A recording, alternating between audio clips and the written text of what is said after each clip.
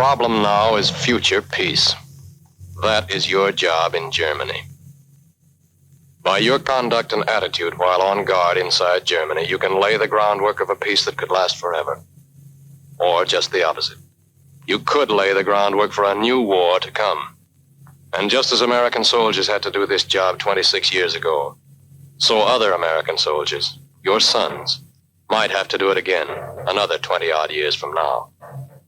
Germany today appears to be beaten. Hitler, out. Swastikas, gone. Nazi propaganda, off the air. Concentration camps, empty. You'll see ruins. You'll see flowers. You'll see some mighty pretty scenery. Don't let it fool you. You are in enemy country. Be alert, suspicious of everyone. Take no chances. You are up against something more than tourist scenery. You are up against German history. It isn't good. This book was written chapter by chapter, not by one man, not by one Führer. It was written by the German people.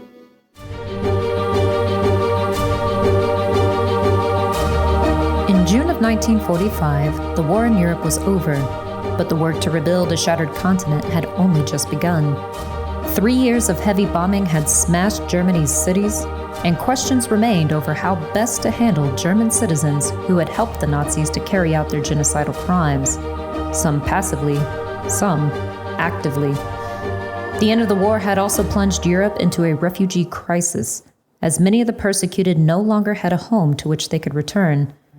Allied-occupied Germany was home to 7 million such displaced persons, or DPs. That included former POWs, enslaved laborers, and both Jewish and non-Jewish concentration camp prisoners.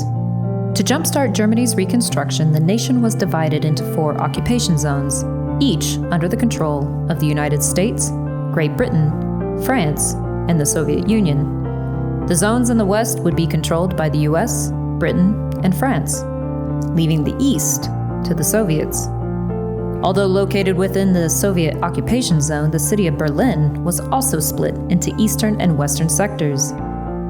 As the efforts to rebuild Europe took shape, the Soviet Union and the United States solidified their roles as the world's superpowers, and tensions between their leaders continued to build.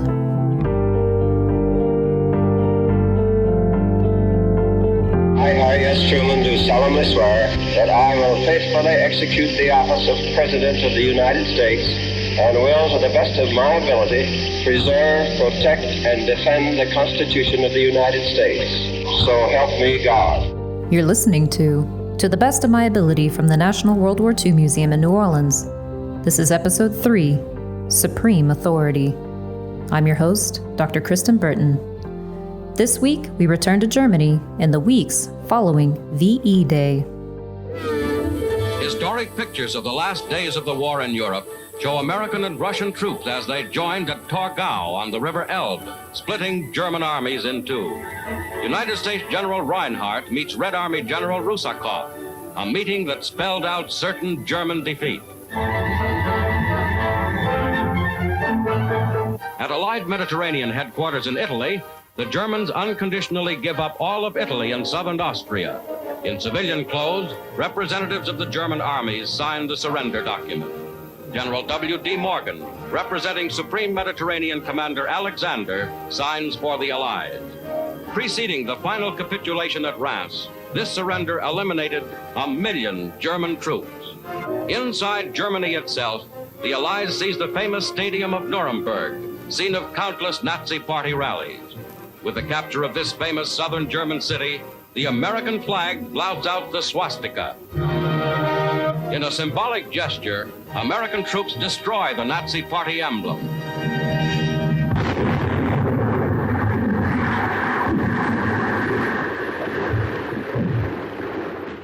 Joining us again is Dr. Rob Citino, Samuel Z. Murray Stone's Senior Historian and Executive Director of the Institute for the Study of War and Democracy at the National World War II Museum. the situation in post-war Germany was year zero. That is, one of the most advanced societies and most advanced economies in the world had simply been pulverized. It had been fought over piece by piece on the ground. It had been bombed and bombed and bombed again until the bombs were simply churning up the rubble from the previous bombing raid. One notable city, Dresden, was not bombed or pulverized so much as it was torched by incendiary bombing in early 1945. The government had now disappeared. Hitler had shot himself. There was really no government save for your local Allied military commander. There's a little bit of a shadow Nazi government still in the north at Flensburg under the second Führer, Admiral Karl Dönitz, but it will soon give itself up and actually be arrested, not so much defeated, but arrested. There's a story that George Patton, U.S. general, of course, and great armor commander, is passing through a German city that's just been bombed into smithereens. And as he's passing through the town, he sees some little old ladies, and what are they doing? They're stacking up the rubble into nice little piles. And Patton said that was a sign that the Germans would be back. Now, whether that meant back up to their old militarist schemes or that somehow they're an industrious people who are going to rebuild themselves, you could kind of read that quote both ways.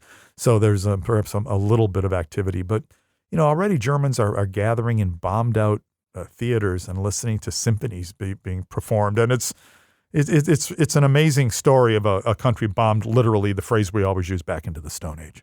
So it's very difficult to put into words what happens when a modern society with all its complexities and all its necessary infrastructure, roads and sewers and electricity, and so it just goes on and on and on. And Germany had none of these functioning by the end. So there was really the possibility of a social catastrophe on a large scale if large amounts of aid were not poured into Germany, and not just Germany. France is the same way. It had been under a German occupation for the whole war and was still suffering. The lands of Eastern Europe were now under an uneasy Soviet occupation. Italy needed to be rebuilt. It's just from stem to stern, World War II destroyed Europe. Europe was still the power center of the globe in 1939, but it is no longer that just 6 short years later. The new power centers of the globe, of course, are Moscow and Washington, D.C.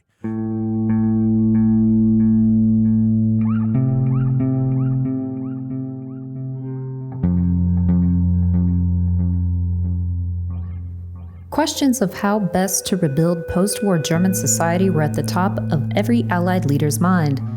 Truman's Secretary of the Treasury, Henry Morgenthau Jr., best known for his contributions in designing and financing FDR's New Deal, and for being the first and only Jew in U.S. history to be the first in the line of succession to the presidency, had become a fixture in U.S. foreign policy. In late 1944, he drafted a plan for post-war Germany. The Axis nation, he argued, quote, should not only be stripped of all presently existing industries, but so weakened and controlled that it cannot in the foreseeable future become an industrial area. FDR had approved the plan and persuaded a reluctant Winston Churchill to do the same. Much to the frustration of Secretary of War Henry Stimson, the plan's most vocal opponent. The so-called Morgenthau Plan was a plan to deindustrialize Germany, to break up its factories and to ship them abroad as reparations, and to turn Germany back into the status of a kind of peaceful farming republic that could no longer bother the peace of its neighbors. I'm not sure it would have been entirely doable without large-scale starvation of the German people, which I don't think many people were interested in pursuing. But Truman breaks with Morgenthau on that and really wants very little to do with the Morgenthau Plan. I think he knows for a healthy Europe, you have to have a healthy Germany. And that's just what World War I did not create. So maybe this time we could get it right.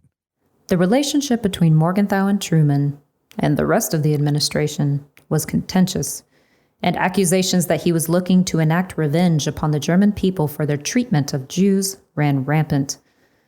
The conflict came to a head when Truman learned that Morgenthau believed he should attend the Potsdam Conference later that month.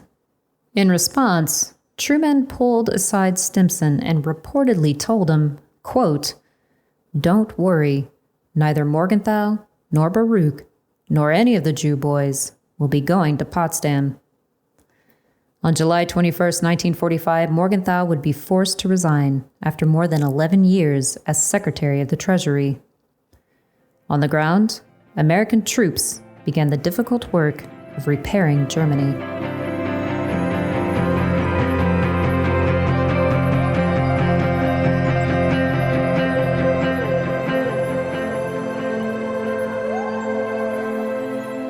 Now, the mood of ordinary German citizens in the immediate wake of the surrender is probably best described by the simple word shock.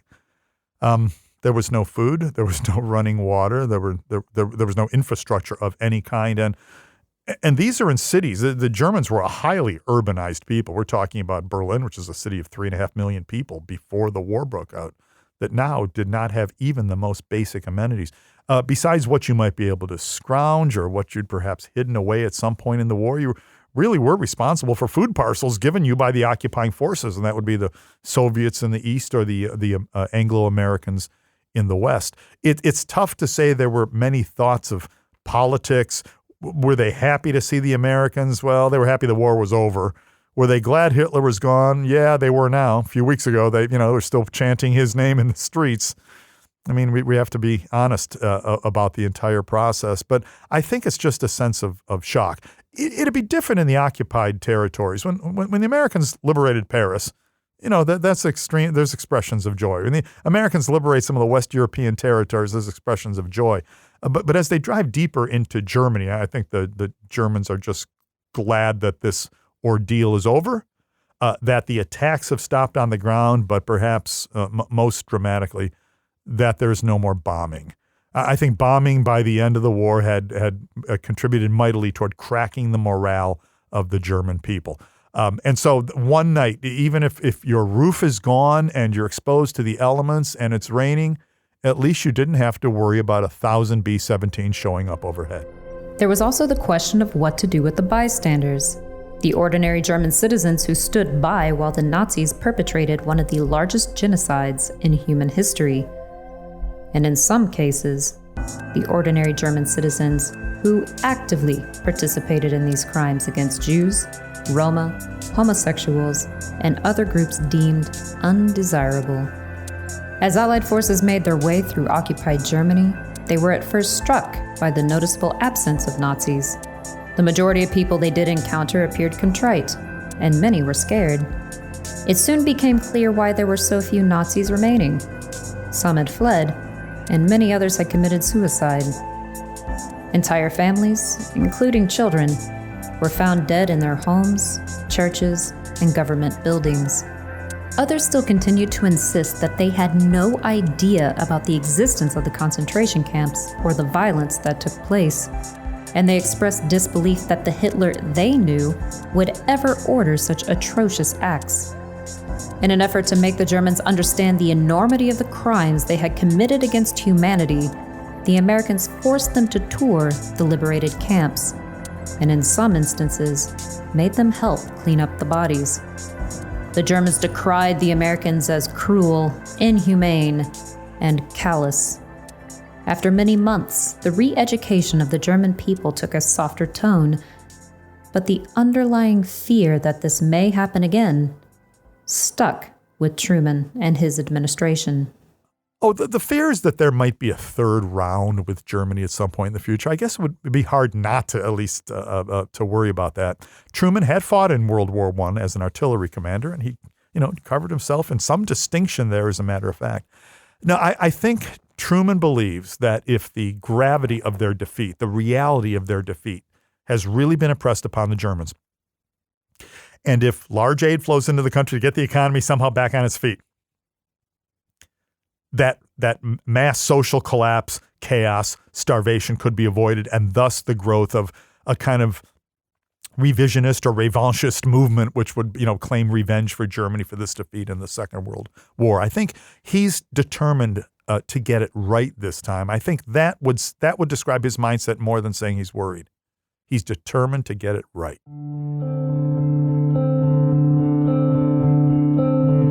By the end of World War II, more than 11 million people in Europe were displaced from their homes, and roughly 7 million of them were in post-war Germany alone. While many of these refugees were eventually able to return to their previous cities and villages, thousands had no home to which they could return, and many others had no wish to return to places in which they had been persecuted.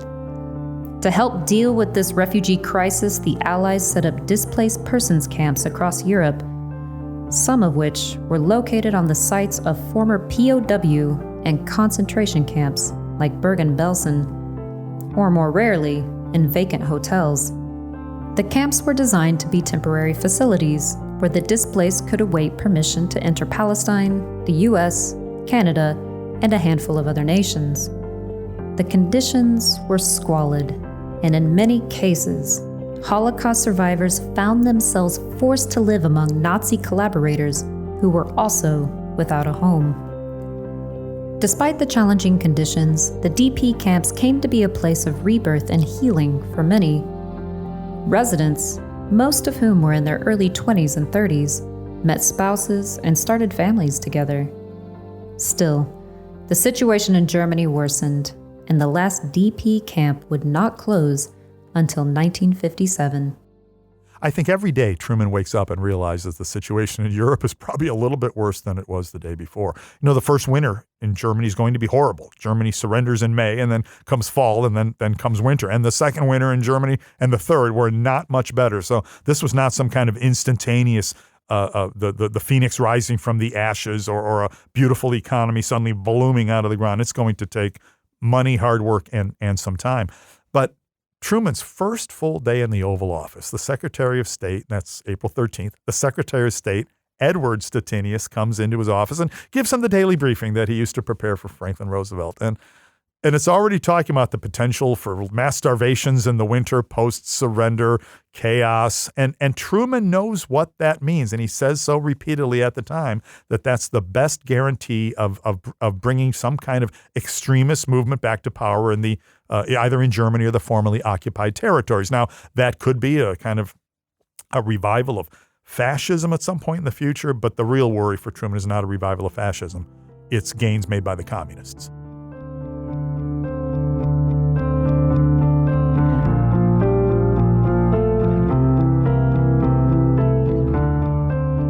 During the discussion on the refugee situation, Admiral Leahy leaned over to me and said, if there are no refugees behind these lines, the Russians, or the Bolsheviks, he called them, have killed them all, which I think would have been true. But the refugees were in a bad condition physically. They were sick and tired and had, a great many of them had fever. And had they been kept behind the Iron Curtain without anything to eat, I call it the Iron Curtain, wherever the Russians had a boundary, it was an Iron Curtain, they would have all died. And what we wanted to do was to save as many of them as we possibly could, for they weren't to blame for the war.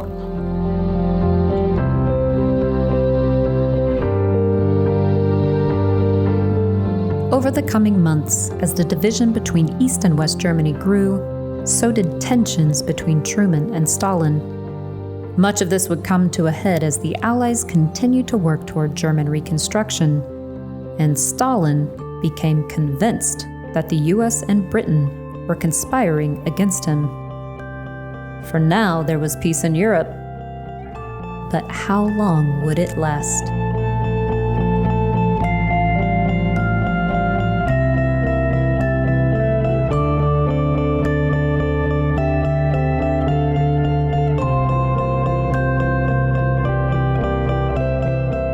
And if you look at World War I, when Germany agreed to sign an armistice, German troops everywhere stood on foreign soil. They'd been fought out. There's no doubt they were incapable of defending themselves much longer, but they literally had to be brought home into Germany. And naturally then, the troops come home, and then you've lost the war. It didn't look like there'd been any great defeat. Well, how different than 1945. And this is what Truman made the point again and again and again, that the Germans couldn't get away this time with what they got away with last time, of claiming some kind of betrayal. And all the Germans had to do was look around them and see the foolishness of the venture that they had carried out. Truman was determined that the Germans must realize that this time they had lost the war, that there was no stab in the back, there was no betrayal, there was no question about what had happened. The Allies had won a contest of arms. They'd amassed more military power than any alliance in the history of the world. And they had done it primarily to lay Germany low.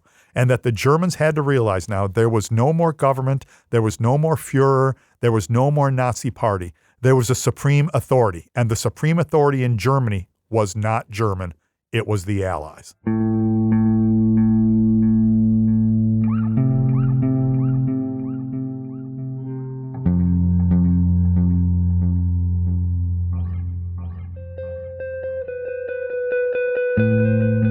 Someday, the German people might be cured of their disease.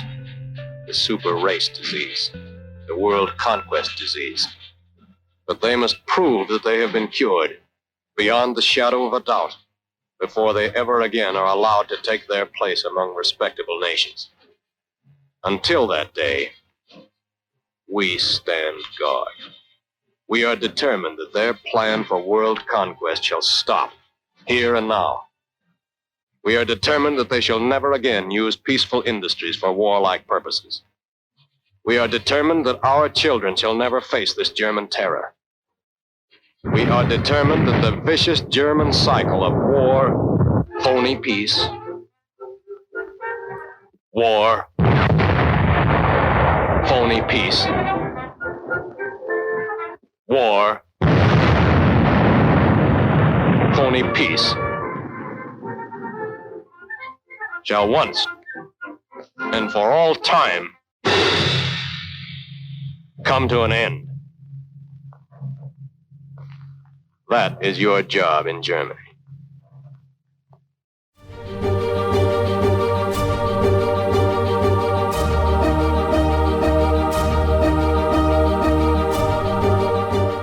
In our next episode, Charter into Deeds, we'll meet Dr. Ed Lingle from the museum's Institute for the Study of War and Democracy as we travel to San Francisco, where 850 delegates from around the world gathered to establish the United Nations. From the National World War II Museum, I'm Dr. Kristen Burton. This episode was written by our executive producer, Gemma R. Birnbaum. Media production manager, Jeremy Burson, did the sound mixing. Archival audio is courtesy of the National Archives, NBC Universal Archives, and the Screen Gems collection at the Harry S. Truman Library. If you like this podcast, please rate and review us on Apple Podcasts, which helps others to find the series. To the Best of My Ability is part of an ongoing series of programs commemorating the 75th anniversary of the end of World War II, made possible by the Nierenberg family and Bank of America.